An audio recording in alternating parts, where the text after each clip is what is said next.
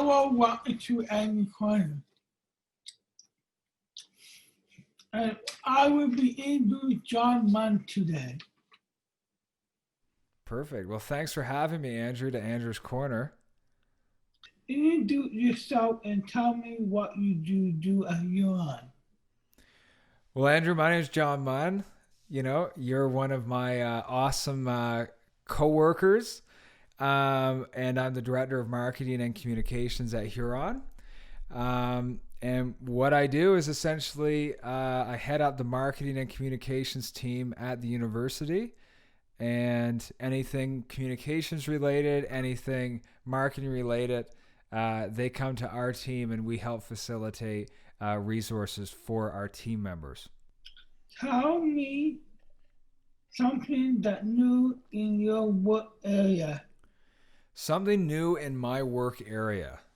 Okay.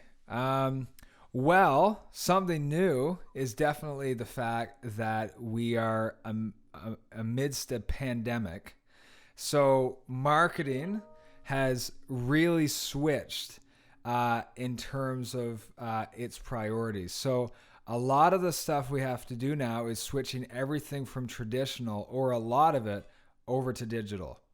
So different things like this, Andrew, for example, you interviewing us and us having an online, interview that we can put up for our internal audience. This is something new. We are, exploring different ways of doing podcasting, different ways of advertising to prospective, students, or, really general audience for brand awareness. Another big thing that's really new, and you might have heard of this, Andrew, TikTok. TikTok is a major new development in the marketing world. It is extremely, maybe not extremely, but it's much more expensive to advertise on TikTok as opposed to other platforms. But the return on investment on TikTok is exponential. There's a lot of people that are on TikTok, a lot of younger people that are the demographic of prospective students. So that's a really big major milestone on the social side, especially within the realm of digital advertising. What is your favorite show right now on TV or Netflix? My favorite show right now. You know what? I'm not overly sure. There is a lot of the show Friends playing here. Do you know the show Friends? Yeah? Yeah, it plays here on loop some days, it seems, but it wouldn't be my favorite show. I think my favorite show right now that I haven't watched in a bit is called Peaky Blinders. Have you ever heard of it? No? So Peaky Blinders is about this gang way back in the 40s or 30s. I don't know what exactly year it was in, but they run the show, and they have this whole, gang community that, contributes to all the things that they do. It's on Netflix as well. What does we with heart mean to you? What does leadership with heart mean to me? I think, similar to what you said in our first interview when I flipped the script and interviewed you, I think it's similar to what you said. It's people that are leading within the community that think very selflessly. That when they lead with the understanding that their decisions affect other people within their organization and externally, and really taking that to heart in their decision making. And then also another level, the leader with heart really leads with their heart. They put their heart at the center of their decisions, and that encompasses a whole swath of things. But for the main purposes of the actual mantra and the main purposes of this interview, it's really someone that can lead and do well for others as opposed to benefiting themselves. Yeah. How do you how do you keep up on your self-care? How do I keep up on my self care? Well, what a lot of people might not know about me is I love to ride motorcycles. Love to ride motorcycles.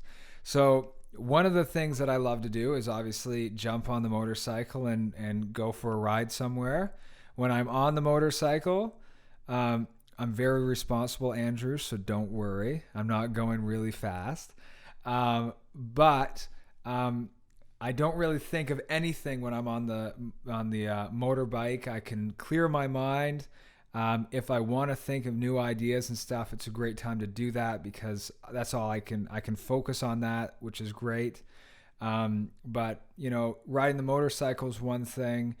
I'd say also for me, taking time for my faith, my church community, that's very important to me. So I would say those, on a recreational side of things, the motorcycle, but in the grand scheme of things, keeping up and staying in touch with my faith community is important.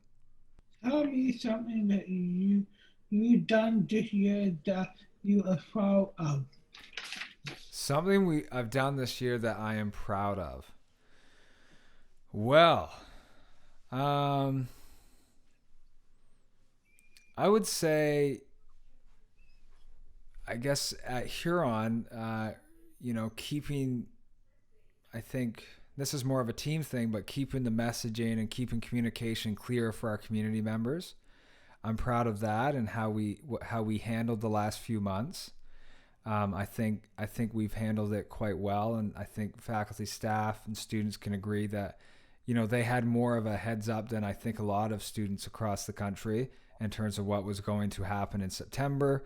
So they had time to prepare and so on. On a more broader scale, I've been trying to make my lawn better at my house. It looked like a desert for a while. So my lawn right now is nice and full. It's green. It's there's nutrients in it. So I now have a nice full lawn at my house, which was not the case at the beginning of the year. So again, on a more general scale, I'm proud of my lawn that I've been able to upkeep over the summer. Who is somebody who really inspires you? Someone who really inspires me.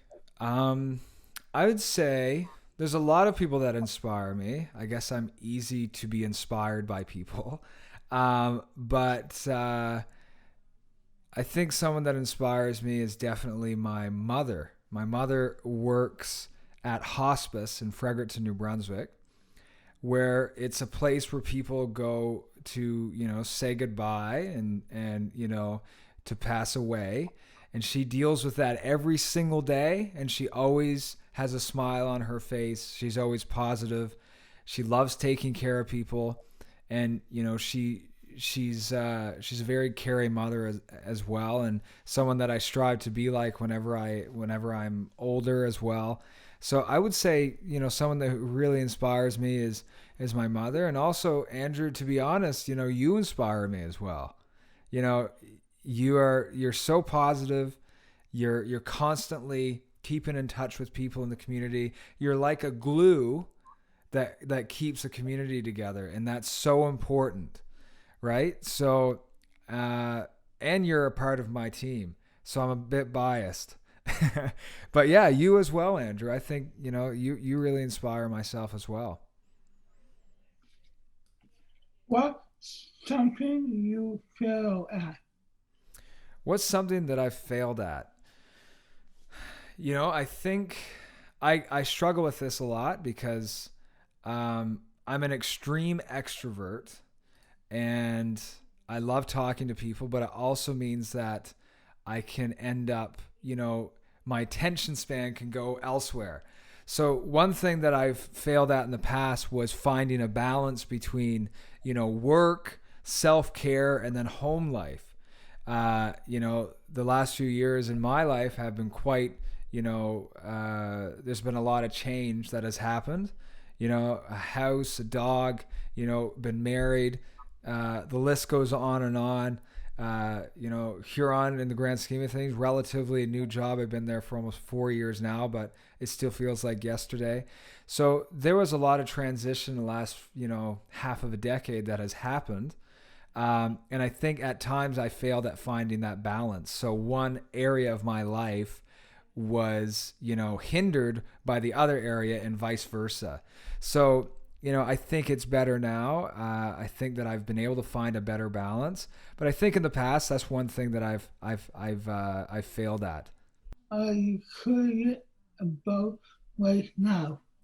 What am I curious about right now? Well, I'm a musician, so I play a few different instruments. As you know, I've played in the chapel a few times. I think I've played for you sometimes. But recently, I've been very curious about playing the mandolin. So, which I think is tugging at my East Coast roots. When I was really young and I first started playing music, I played bass. And I would get calls from people in my small community to come to the country hall and play music for their country jamborees. And I would play bass. I would be this young, 10, 12-year-old boy playing bass with all these, older people. And it was a lot of fun. But I remember when we were playing that there was banjos, violins, there was, mandolins.